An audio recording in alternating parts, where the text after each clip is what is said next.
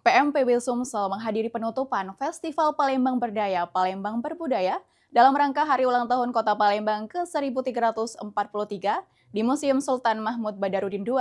Kehadiran PMPB Sumsel menjadi bentuk dukungan terhadap pelestarian budaya dan bahasa Palembang.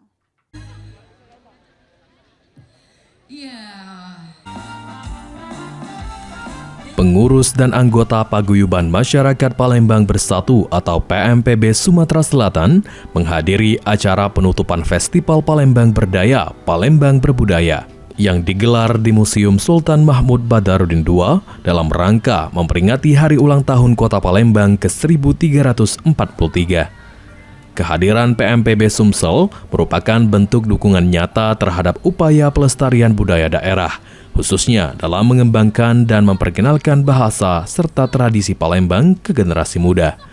Pada kesempatan tersebut, Kepala Bidang Humas PMPB Sumsel Firman Hakim menyerahkan hadiah kepada para pemenang dan peserta lomba puitisasi Sari Tilawah Terjemah Al-Quran Bebaso Palembang.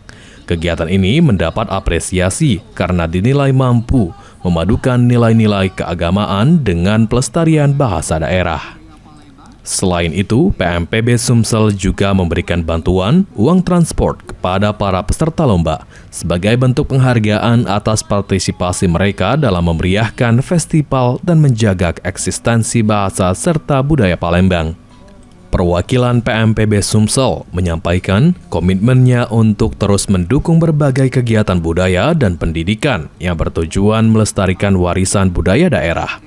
Melalui kegiatan ini diharapkan semangat mencintai budaya lokal semakin tumbuh di tengah masyarakat, khususnya generasi muda.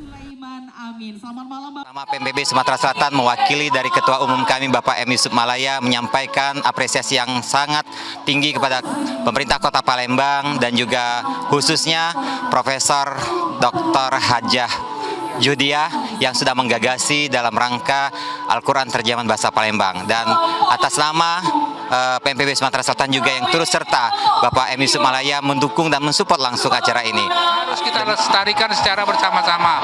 Di dalam kegiatan ini juga kita melakukan hal-hal yang sifatnya penguatan identitas budaya daerah.